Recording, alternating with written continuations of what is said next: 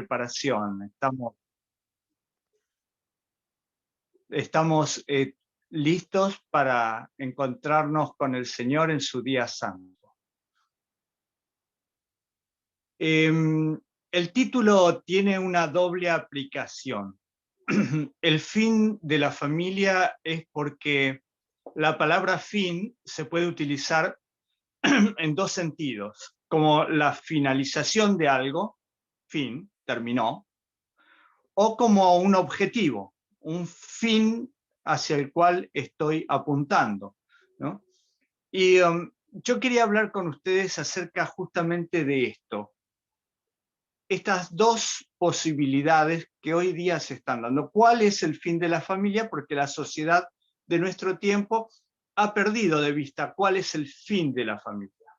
Por eso es que también se están terminando las familias, porque no entienden para qué es la necesidad de formar hogares que estén unidos detrás de un objetivo.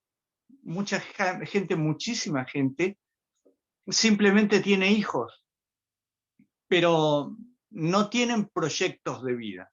No saben para qué juntarse.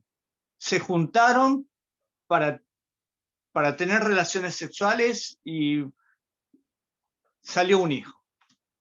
A veces se forman parejas para convivir juntos y de esas uniones nacen hijos.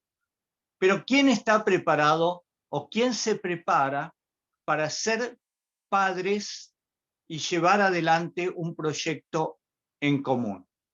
Eso es algo realmente muy difícil de ver en nuestra sociedad. Una sociedad materialista que lo único que apunta es a conseguir cosas, logros intelectuales, logros profesionales y logros materiales. Y esa es justamente la finalización de la familia, porque la familia significa sacrificio. Una pareja que se une para formar un hogar, tiene que saber que va a necesitar de muchos sacrificios para llevar adelante ese proyecto. Sacrificios individuales de cada uno de los integrantes de esa pareja, porque hay que resignar muchas cosas. Tengo una cita de Elena de White para comenzar, para que les quede bien claro el concepto de lo que Dios considera una familia. Esta la he tomado del libro La verdad acerca de los ángeles. Es del 6 de septiembre de 1909 y dice así: el fiel obrero que trabaja en el hogar está sirviendo al Señor tanto o más que aquel que predica la palabra. ¿Alguien tiene en cuenta esto dentro del mundo cristiano, dentro de la iglesia adventista? Que trabajar en el hogar por la familia es casi tan importante o más, dice ella, que predicar la palabra. ¿Por qué? Porque una familia afirmada en Dios predica por sí sola. Todos la quieren imitar.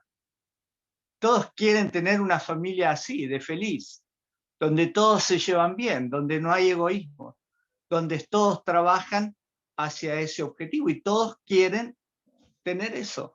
Lo sé por experiencia personal, lo sé. O sea, esto no es algo que estoy inventando, ni siquiera intentando explicárselo desde el punto de vista simplemente intelectual.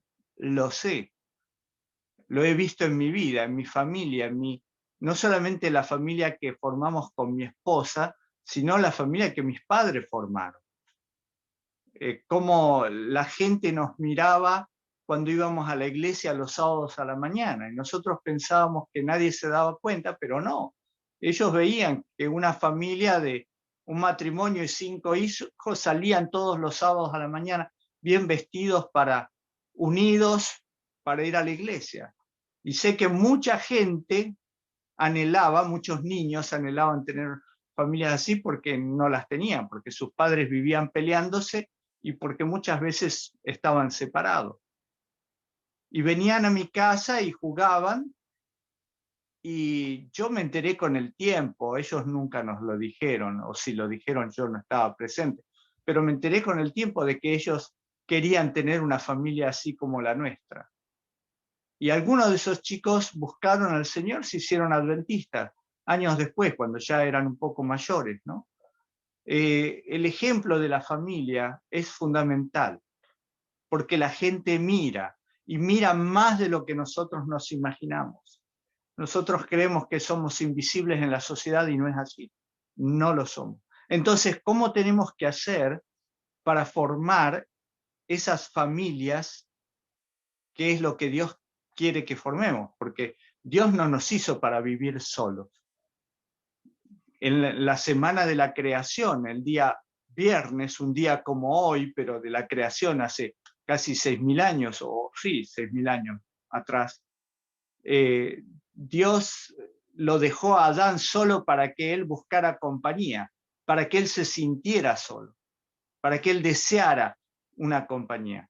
Y recién ahí se la dio. Al resto de los animales les dio una compañía sin necesidad de que ellos se sintieran solos, al resto de los seres que había creado. Pero al hombre no se la dio hasta varias horas después de haberlo creado, para que él sintiera el deseo de tener una compañera, alguien idóneo a él. Y Adán mismo lo dice.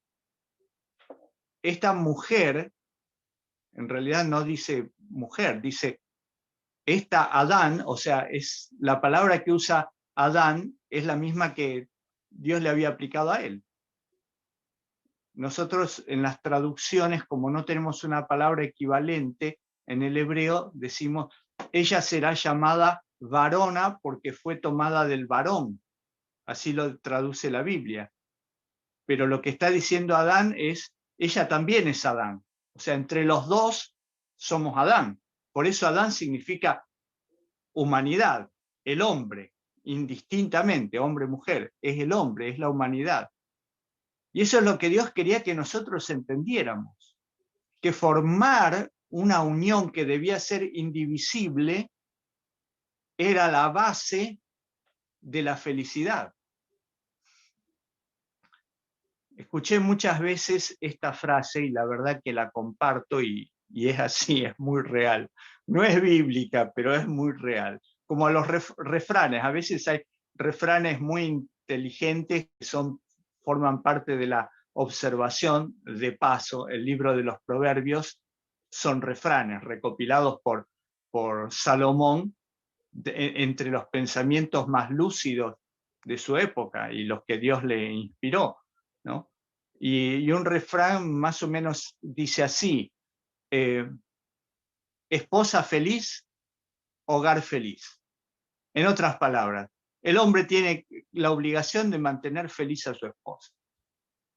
Y entonces los problemas del hogar desaparecen, porque una mujer feliz en el hogar hace que el hogar brille. Y muchas veces los jóvenes no entienden esto. Cuando van a formar una familia, no se preguntan quién es la persona con la cual me voy a unir. Me gustó. ¿Cuántas veces hemos escuchado esa palabra? Me gustó. Esa es la palabra que le costó los ojos y posteriormente la vida a Sansón. Sansón dijo, esta mujer agradó a mis ojos. Se lo dijo a su padre. Consíguemela como esposa.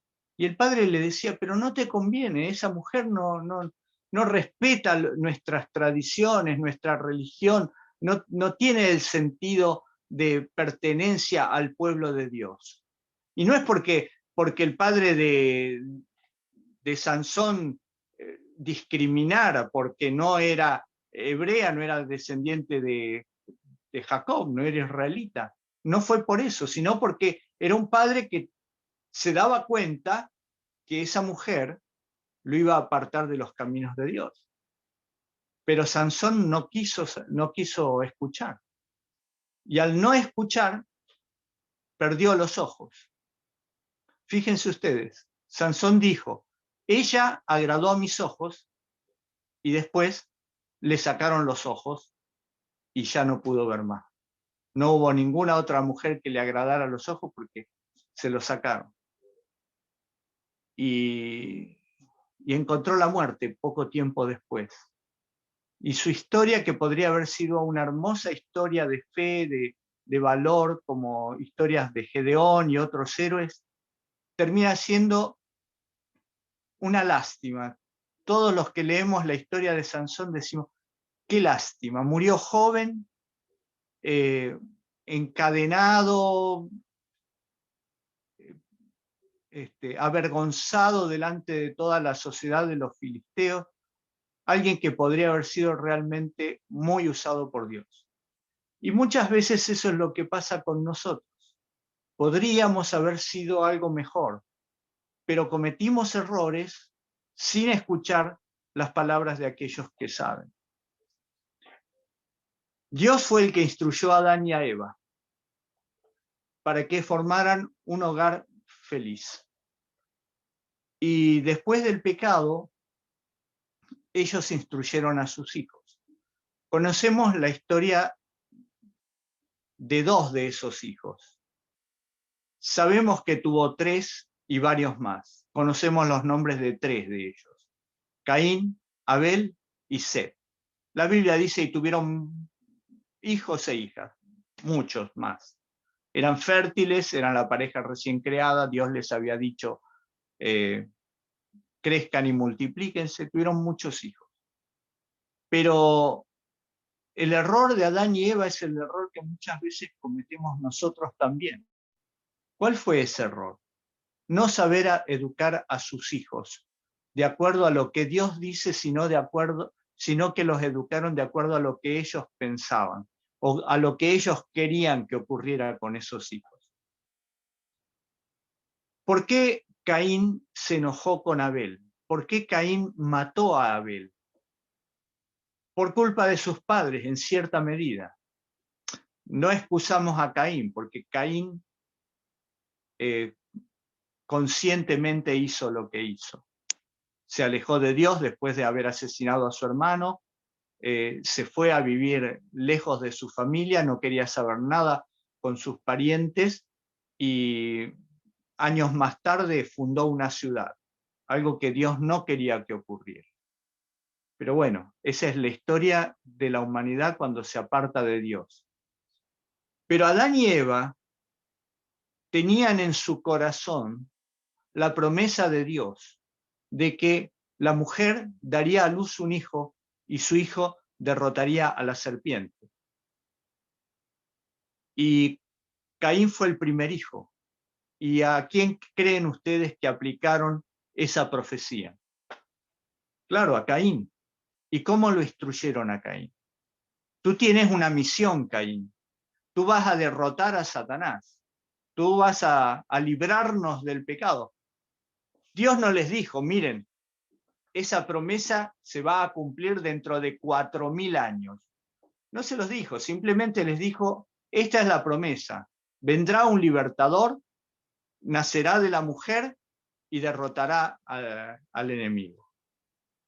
Y cuando los padres tratamos de influir en nuestros hijos para que ellos cumplan nuestros anhelos, nuestros proyectos, les ponemos una carga que los hijos no deberían llevar.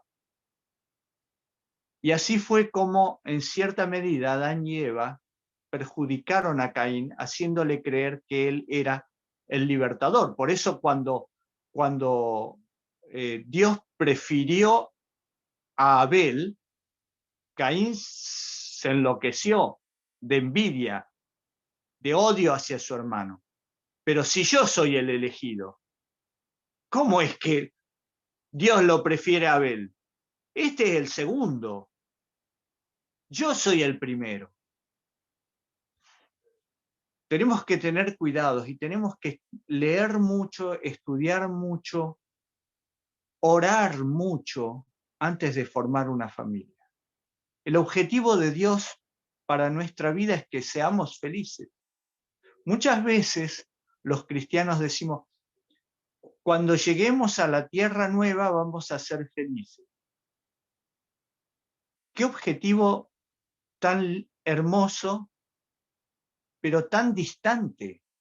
Y mientras tanto, ¿qué? Mientras tanto, ¿estamos condenados a ser infelices? No. No, Dios quiere que seamos felices hoy, cada día de nuestra vida. Quiere que la eternidad la comencemos hoy. Quiere que la eternidad la comencemos cuando nacemos, para que nosotros podamos continuarla en el Edén. Continuarla, no iniciarla en la nueva tierra. Bueno, este es un periodo de preparación, y en el periodo de preparación el pecado hace que haya sufrimiento. No vamos a ser tan ilusos de pensar que no hay sufrimiento. Pero eso no es lo que Dios quiere. Si nosotros seguimos el mandato de Dios, no habrá sufrimiento, no habrá desesperación. Cuando fallece alguna persona que amamos, obviamente que vamos a sufrir. Cuando alguna persona que amamos está enferma, obviamente que vamos a sufrir. Pero no es el objetivo de Dios que vivamos sufriendo, sino que seamos felices. Lamentablemente nosotros lo echamos a perder muchas veces. Lo echamos a perder porque tenemos otros objetivos que no son los objetivos de Dios. ¿Acaso nosotros sabemos lo que Dios quiere para nuestra vida? No, la mayoría de nosotros cuando somos jóvenes decimos, yo voy a ser, no sé, ingeniero, médico, abogado, electricista, la misma profesión de mis padres y de mis abuelos. Voy a llevar adelante el negocio familiar, voy a estudiar administración para hacerlo crecer. No sé. Cada uno tiene sus objetivos. Voy a ser pastor, voy a ser misionero, voy a ser aviador, voy a hacer lo que sea. Cada uno tiene sus objetivos. ¿Y acaso le pedimos a Dios que sea Él el que nos marque el camino? Que dentro de esos objetivos, de esas cosas que nos gusta, sea Dios el que nos dirige. En general no lo hacemos, simplemente comenzamos nuestro camino tratando de hacer lo mejor que podemos. Cuando Dios tiene otras cosas para nosotros, mucho más hermosas que las que nosotros pensamos. Como por ejemplo, una pareja con la cual vivir para el resto de la eternidad. Ese es un trabajo, una tarea que ninguno de nosotros debería iniciar solo. Ninguno de nosotros está capacitado para elegir bien. A veces sale bien, pero viendo el planeta como vive hoy, sabemos que a muchísima gente, a la mayoría de la gente, no le va tan bien. Porque no han sabido elegir. ¿Por qué hay tantas infidelidades en los matrimonios? Justamente porque piensan algunos de los dos integrantes que con otra persona van a ser más felices que con la que tienen ahora. Porque no hay amor y compromiso, porque nos hemos casado o unido, porque en ese momento no conocimos a otra persona más que a la que estaba delante nuestro. Muchas veces es así. ¿Cuántas parejas se forman en las discotecas? ¿Cuántas parejas se forman sin haberse conocido profundamente y ya se juntan, se casan? ¿Cuánto? A los 3 meses, a los 6 meses. ¿Cuántos se puede conocer en profundidad una persona a los 3 meses o a los 6 meses de haberse conocido? Eso es muy difícil. Hay muchas cosas que permanecen ocultas y que van saliendo a la luz a lo largo del tiempo. Y entonces viene el desengaño. Me casé con una persona que no conocía. Tenía todos estos defectos, tenía todos estos anhelos, estos deseos, y yo no se los puedo dar, y esta persona tira el carro hacia un lado y yo quiero tirar el carro hacia el otro, por lo tanto el carro no avanza. La oración es fundamental en la vida del cristiano. Y no se lo hemos enseñado a nuestros hijos. Le hemos enseñado las oraciones de agradecimiento por los alimentos, oraciones el sábado, después del culto de oración también, en los cultos diarios, pero no le hemos enseñado a nuestros hijos a vivir en oración permanente. Y alguno dirá, eso es imposible, yo tengo que trabajar, mis hijos tienen que ir a la escuela. ¿Cómo es posible vivir en oración permanente? Bueno, eso lo aprendió Enoc después de haber tenido a su primer hijo. Enoc tenía 65 años cuando nació su primer hijo. Él tenía un deseo de conocer a Dios, pero le faltaba algo. Cuando nació su primer hijo se llamó Matusalem. Vivió 969 años Matusalem, el hijo de Enoc. La vida de Enoc dio un vuelco, porque al ver a ese bebé, a ese niño que él tenía que cuidar y que amaba entrañablemente, entendió cómo es el amor de Dios hacia nosotros. Que eso también es algo que Satanás nos quiere quitar.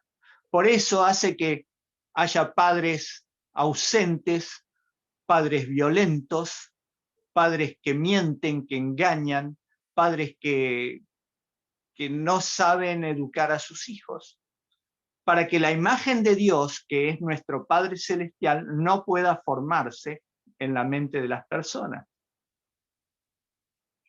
¿Cómo conocemos el amor de Dios como Padre? Si cada vez que tendríamos que orábamos el Padre Nuestro, tenemos que decir Padre Nuestro y viene a nuestra mente la figura de un padre abusivo, violento, borracho, intolerante, etcétera, etcétera. Satanás logra grandes éxitos en las familias destruidas. Porque el objetivo de Dios, el objetivo de Jesús al venir a la tierra era mostrar la imagen del Padre. Jesús se desilusiona mucho cuando después de 3 años de estar con sus discípulos, ellos le dicen, muéstranos al Padre y nos basta. Y Jesús dice, pero ¿y yo qué estoy haciendo acá? Ni se dieron cuenta cómo es el Padre, que el Padre no quiere verlos sufrir. ¿No los mandé yo a ustedes a liberar a la gente de los demonios? ¿No me vieron alimentando a los hambrientos, curando a los enfermos, resucitando a los muertos, trayendo felicidad en todos los pueblos por donde pasábamos? ¿No me vieron, no entendieron que ese es el carácter de mi Padre? Y el objetivo, el fin de los padres tiene que ser ese, reflejar la imagen de Dios hacia nuestros hijos. ¿Por qué estamos perdiendo a estas generaciones? ¿Por qué estamos perdiendo a los jóvenes desde hace varios años? Pues porque no hemos reflejado la imagen de Dios. Nuestros jóvenes no aman a Dios, no respetan a Dios, le tienen miedo a Dios porque no lo conocen, porque nunca lo han conocido como alguien amante, amoroso, que quiere nuestro bien. Y vivir en oración no es vivir arrodillado con los ojos cerrados. Vivir en oración es involucrar a Dios en todo lo que hago. Si tengo que salir, si tengo que ir al trabajo, si tengo que ir al estudio, si tengo que ir de vacaciones, si tengo que elegir a mi compañero o compañera de la vida. Es fundamental eso.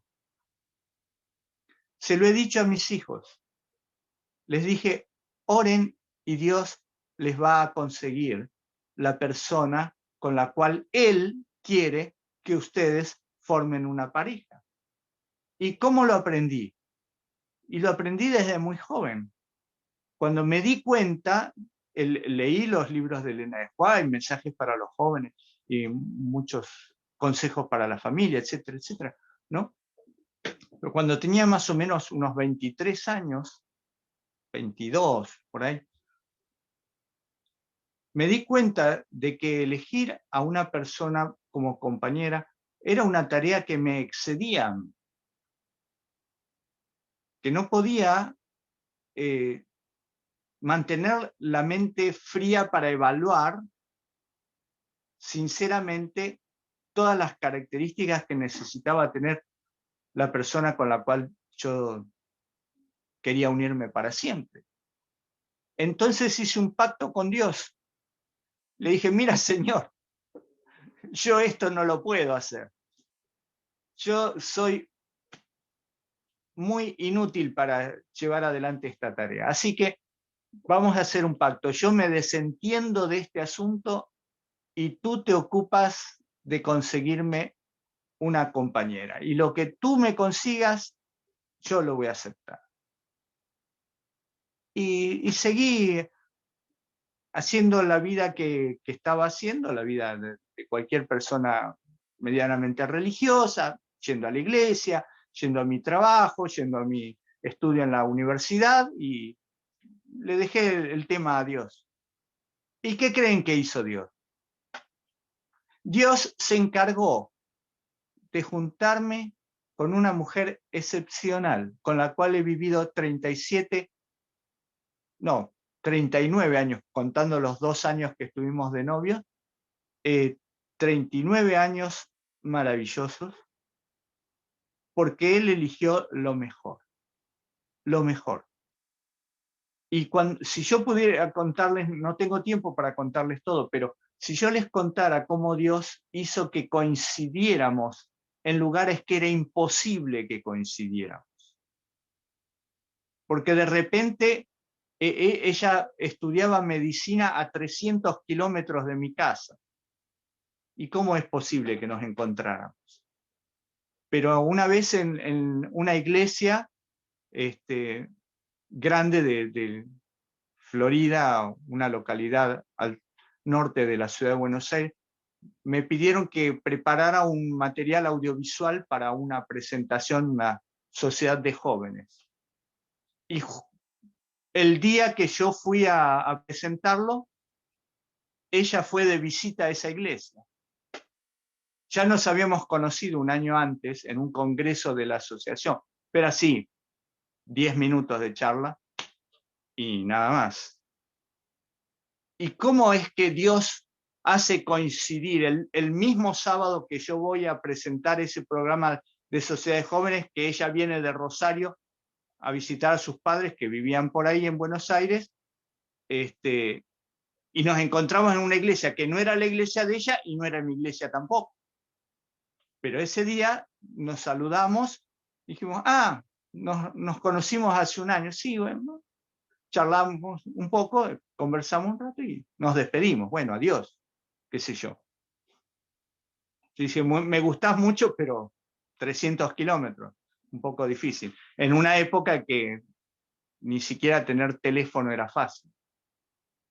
3 meses después, la misma iglesia, les había gustado mucho el audiovisual que yo les había hecho, y me dijeron si le podía hacer otro. Y les hice otro, y era en diciembre.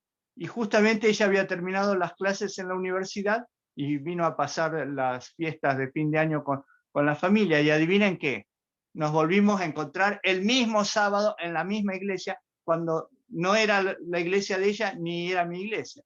Y entonces, ¿qué les puedo decir? Que Dios armó todo esto. Obviamente, terminamos poniéndonos de novio y nos casamos unos años después.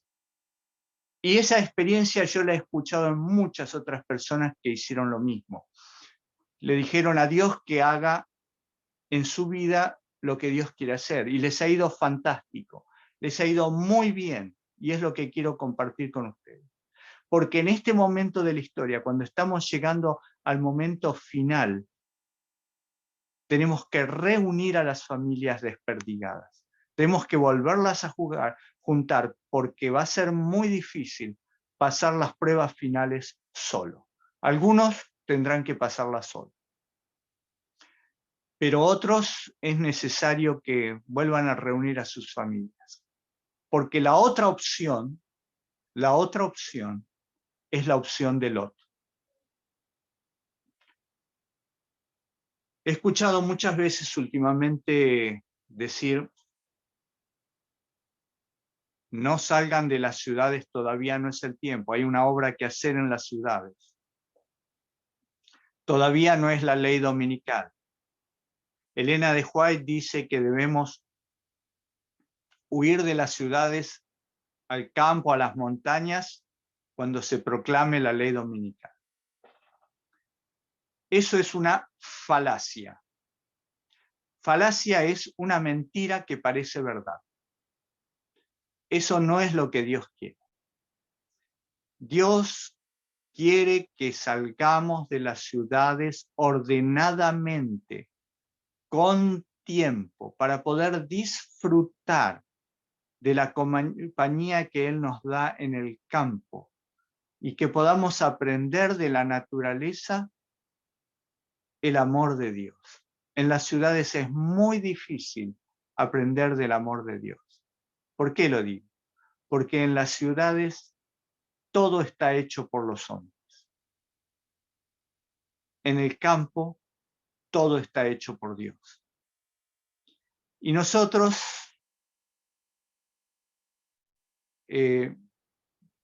no podemos encontrar a Dios porque no podemos ver ni siquiera las estrellas al anochecer. En las ciudades es muy difícil. Hay que salir de la ciudad para ver las estrellas. ¿Y cómo podríamos recitar el Salmo 8, el Salmo de David, que refleja su relación con Dios en el campo mientras cuidaba de las ovejas, y decirle al Señor que Él es el que creó los cielos y la tierra y puso las estrellas en ese lugar y nos hizo poco menor que los ángeles? ¿Cómo podríamos nosotros sentirnos y compartir esa experiencia si no alcanzamos a ver las estrellas? Y alguien dirá, ¿y a mí qué me importa? ¿Qué tienen que ver las estrellas? Yo les digo, tómense algún día para salir de la ciudad y ver el cielo estrellado en una noche sin luna y sin nubes.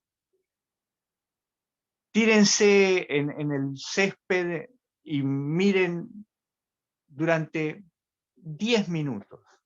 Ni siquiera les digo una hora. 10 minutos. Observen la inmensidad del universo y siéntanse pequeñitos, pequeñitos, como se sentía David cuando escribió el Salmo 8. Y entonces ustedes van a entender cuán grande es nuestro Dios. Y si Dios pudo y puede crear y manejar todo el universo y no se le escapa nada, ¿cómo no podrá influir en tu vida y darte lo que es mejor para ti, para que seas feliz? ¿Cómo no lo haría? Como cualquier padre que quiere darle lo mejor a su hijo. Pero la sociedad actual no enseña a los padres a darles lo mejor a su hijo. Es la publicidad la que le hace creer a los padres que le están dando lo mejor cuando le compran el mejor teléfono celular, cuando le compran las mejores zapatillas, cuando le compran lo que el nene quiere, pero no lo que el nene necesita. El nene o la nena lo que necesitan es un hogar armónico y feliz. Y entonces todas las otras cosas son accesorios, como lo que son en realidad, son accesorios. No es lo fundamental. Lo fundamental son las relaciones personales, que en medio de esta pandemia nos las están quitando. Por eso muchas personas con las cuales coincido dicen, esta enfermedad trae algo muy destructivo, no solamente la salud por algún contagio del virus. No, no, no, no. Está destruyendo la mente de las personas. Está destruyendo las familias. Es muy doloroso lo que nos está tocando vivir, cosa que nunca en la historia de la humanidad ocurrió así. Porque sí hubo enfermedades, sí hubo pestes, pero siempre eran más localizadas. Nunca fueron a este nivel, un nivel de pandemia total, todos los países del mundo contagiados. Entonces, como eso está ocurriendo y porque Jesús lo dijo en Mateo capítulo 24, está allí reflejado de que habría pestes y habría guerras, y lo que estamos viendo es todo eso. Deberíamos entender el momento crucial en el cual estamos viviendo y tratar de salvar a nuestras familias. Porque el ejemplo bíblico es muy fuerte. Dios le dijo a Abraham, Abraham, quiero hacer de ti, de tu familia, una familia especial.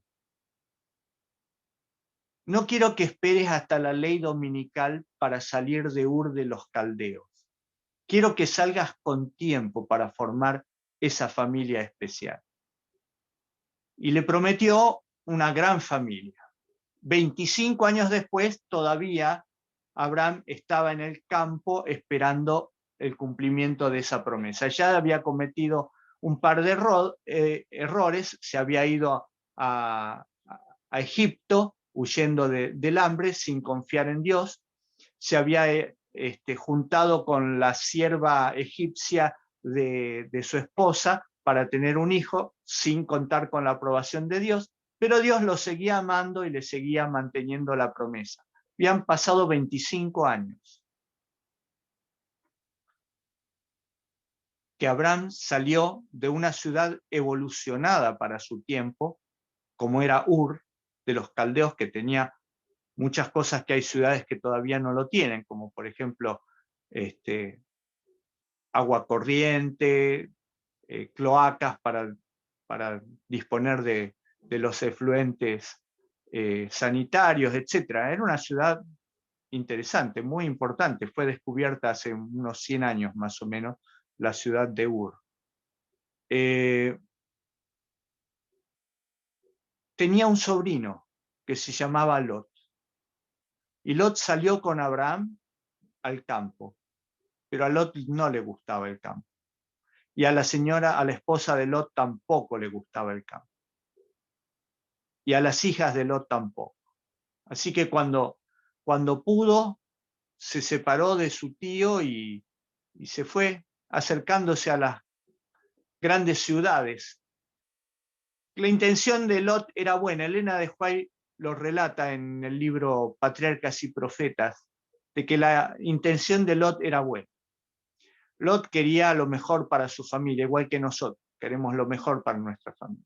Quería una buena educación para sus hijas, quería una buena casa, como la que habían tenido en Ur, o tal vez mejor. Quería comodidad, no le gustaba vivir en tiendas en el campo.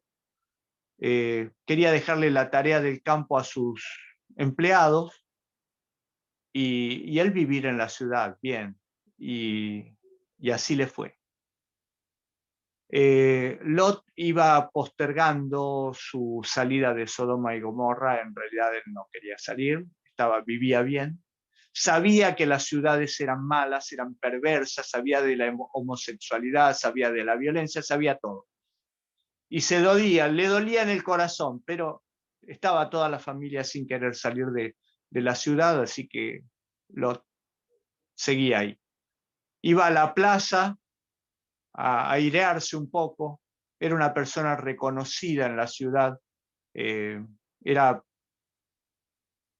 considerado una persona de bien, y Lot se conformaba con eso. Probablemente, decía él, estoy dando un buen ejemplo, les estoy mostrando el Dios verdadero, y por eso se salvó, pero perdió todo lo demás. Perdió al resto de su familia, perdió a su esposa, perdió a sus hijas y a sus nietos, que fueron una catástrofe y fueron hijos nietos, qué aberración, ¿no? Un hombre que podría haber estado igual que Abraham en el capítulo 11 de Hebreos, pero no está. No forma parte del cuadro de esos héroes de la fe. ¿Y por qué no está allí? Porque él esperó hasta la ley dominical para salir de Sodoma. ¿Y cómo salió? A los tirones, semidesnudo de noche, empujado por los ángeles, tirado de los brazos para sacarlo a toda velocidad, y ni siquiera eso fue suficiente. El corazón de su esposa estaba en Sodoma y ella quedó ahí. Y toda la fortuna de Lot se perdió. Su casa hermosa, su automóvil, todo, salió a las corridas. Porque los adventistas no entendemos la diferencia entre salir de la ciudad y trabajar por las almas adentro de la ciudad mientras nuestro carácter se forma afuera, y huir de la ciudad. Huir de la ciudad, nadie nos lo asegura. Nadie nos asegura que el día que haya un decreto dominical, las ciudades no estén cerradas antes. No nos lo asegura nadie. Nadie nos asegura que cuando haya una ley dominical, nosotros podamos vender nuestras propiedades en las ciudades y comprar en el campo. Nadie nos lo asegura. Dios no nos lo asegura. Dios nos dice a través de su sierva: salgan antes, formen su carácter antes. Yo los espero en el campo, no estoy en la ciudad. La única ciudad donde yo vivo es la Nueva Jerusalén. Pero las ciudades es un engendro, un invento de Caín, un invento de Babilonia, Nimrod. Las ciudades es un invento de Satanás para atrapar a los hijos de Dios y destruir su espiritualidad. ¿Qué queremos hacer de nuestra vida? ¿En qué momento de la historia te crees que estamos? Estamos a minutos de una ley dominical.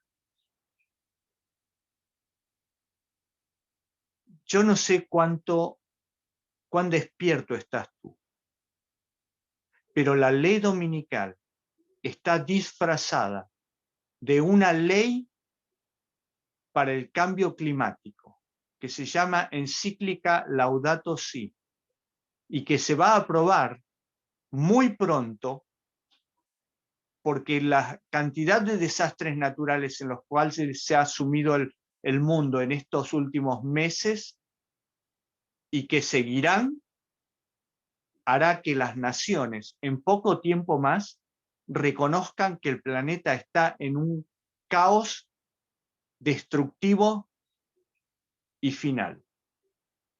Y pedirán una ley ambiental. ¿Y cuál creen que va a ser la ley ambiental? Pues la ley ambiental va a ser la encíclica Laudato Si, que en su punto 247 habla acerca del descanso dominical, emparentándolo con el descanso sabático que menciona como 200 puntos más arriba, en el 70 y algo, 73 creo que. ¿Algún adventista ha analizado la ley, la encíclica Laudato Si? No, no tenemos idea. No se analizan estos temas, pero tenemos que verlo porque esta es la realidad del mundo en el que vivimos. El Señor está llamando hoy a sus hijos a salir. En la destrucción de Jerusalén hubo un periodo de 3 años y medio, porque Cestio Galo, que había cercado la ciudad de Jerusalén, recibió una orden para salir e ir a otro lugar y dejó la ciudad de Jerusalén, abandonó la ciudad, pero las tropas romanas volvieron 3 años y medio después. Saquen la cuenta. El sitio de Cestio Galo fue en la fiesta de las cabañas del año 66. Y el general Tito volvió en la fiesta de la Pascua en el año 70. 3 años y medio fue el tiempo que tuvieron para salir. Ellos no lo sabían, pero estudiaron las profecías, estudiaron Daniel, porque Jesús les dijo que lean el profeta Daniel y el que lee entienda. Y en el capítulo 12 de Daniel dice, los entendidos se entenderán. Y ahí se menciona 3 años y medio. Y ellos escaparon y salieron de la ciudad y esperaron afuera. No volvieron. Pasó 1 año, 2 años, 3 años y no volvieron. Porque si hubieran vuelto, habrían quedado entrampados. Y yo no sé cuánto tiempo tenemos ahora. Porque el papado Francisco, el Vaticano, se está moviendo a un ritmo cada vez más acelerado, llamando a la unidad de todos los cristianos, fratelli tutti, todos hermanos. Y todos los hermanos aprobarán la encíclica Laudato Si, pues lo va a aprobar todo el mundo. Y entonces, ¿cuánto tiempo tenemos? Les voy a contar algo que pasó aquí en Argentina, en Buenos Aires.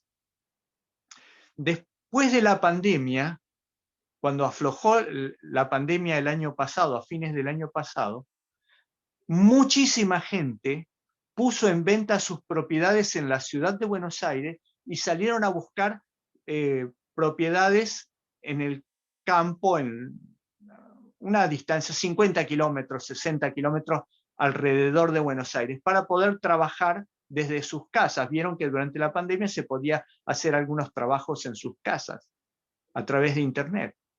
Y entonces, ¿saben qué pasó? Propiedades en el campo que nadie quería triplicaron su valor. Y las propiedades en la ciudad, que antes sí eran apreciadas, ahora nadie las quiere. Y hay cientos y miles de propiedades en Buenos Aires sin vender porque nadie las quiere, porque la gente quiere vivir en el campo. ¿Quiénes son los inteligentes? ¿Los adventistas? Porque no estoy hablando de los adventistas que viven en la ciudad de Buenos Aires y que quieren salir al campo. Estoy hablando de gente en general que se dieron cuenta antes. Ahora entienden la relación. Las propiedades del campo se triplicaron y las propiedades de la ciudad bajaron de valor un 30%. Entonces, lo que antes podías comprar 2 o 3 propiedades en el campo, ahora no te alcanza para comprar una. Así somos de inteligentes, ¿verdad? Porque ¿quién está haciendo la tarea en medio de una pandemia cuando todo el mundo tiene miedo del prójimo y no lo deja acercarse a menos de 2 metros de la puerta de su casa? ¿Cómo hacemos? ¿Tocamos el timbre? ¿Golpeamos la puerta y nos abren y le pedimos a ver si podemos entrar a predicar? ¿O se está predicando a través de los medios de comunicación, a través de los programas de radio, a través de Internet? ¿Cómo se está predicando? Y regalando libros. Pero ¿y cómo se llevan a las casas? Por correo. ¿Y cómo sabemos el nombre de las personas? Y en los grandes edificios, ¿cómo hacemos? El tiempo es corto. Ya no hay tiempo. O cambia nuestra visión del mundo hoy, o vamos a terminar como Lot, sin familia, sin nada, sin posesiones, y engendrando un dolor de cabeza muy grande para el pueblo de Dios, como es lo que le pasó con los hijos nietos hijos nietos de Lot, que se transformaron en pueblos que durante siglos lucharon contra los israelitas, los amonitas, por ejemplo. Mi hermano, yo te hago un llamado en este anochecer, en este atardecer. Que no sea un atardecer más para tu vida. Que hoy puedas encontrar al Señor en oración y permanecer a su lado para siempre. Es tan poco el tiempo que queda, es tan poco, tú ni te imaginas. Esta generación va a ver a Jesús venir en gloria y majestad. Y tú formas parte de esta generación. Vamos a terminar con una palabra de oración pidiéndole a Dios que abra nuestra mente, nuestro corazón y que nos transforme a su imagen y semejanza, como tenía que ser desde el principio. Y luego quiero dejarlos con un tema musical, grabado por la Red Ha de Venir a fines del año pasado, 2020, cuyo título es Emmanuel. Y Emmanuel quiere decir Dios con nosotros. Y es mi deseo que Dios esté contigo todos los días, para siempre, no hasta que Él venga, para siempre, que puedas iniciar la eternidad hoy. Te pido que me acompañes en esta oración. Amado Padre Celestial, qué hermoso es llamarte Padre, porque tú quieres lo mejor para tus hijos, lo mejor para nosotros.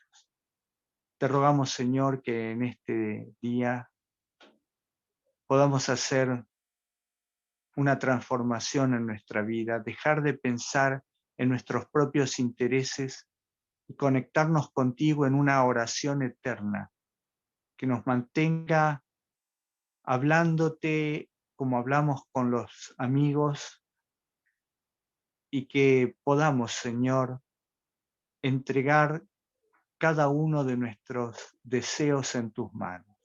Tú sabes mejor que nosotros, mucho mejor que nosotros, qué es lo que necesitamos para ser felices. Te pido por las familias que van a escuchar este mensaje. Señor, que ellos puedan entender la experiencia de otros que han errado y de otros que han acertado al seguir tu camino. Señor, que ante las dificultades que van a venir, que ya están viniendo, podamos aferrarnos de ti, porque sabemos que allí es el único lugar donde está la roca inconmovible, la roca eterna, que es Cristo Jesús. Sabemos que esa roca, Señor, ya está por venir a golpear la estatua de la historia y transformarse en un gran monte. Señor, queremos formar parte de este proceso de transformación para poder decir muy pronto, este es nuestro Dios, a quien hemos esperado, y Él nos salvará. Que tu palabra penetre como una daga los corazones y que tu espíritu haga su obra. Y que, Señor, aceleres los tiempos porque estamos cansados ya de vivir en este mundo tan corrupto que se está deshaciendo a nuestro alrededor. Ayúdanos a rescatar a todos los que pongas a nuestro lado. Que seamos también un conductor de felicidad para aquellos que viven desanimados y desesperados en este mundo tan oscuro. Que nosotros podamos ser luz. Quédate con nosotros, hoy y siempre. Lo rogamos en el nombre de Jesús. Amén.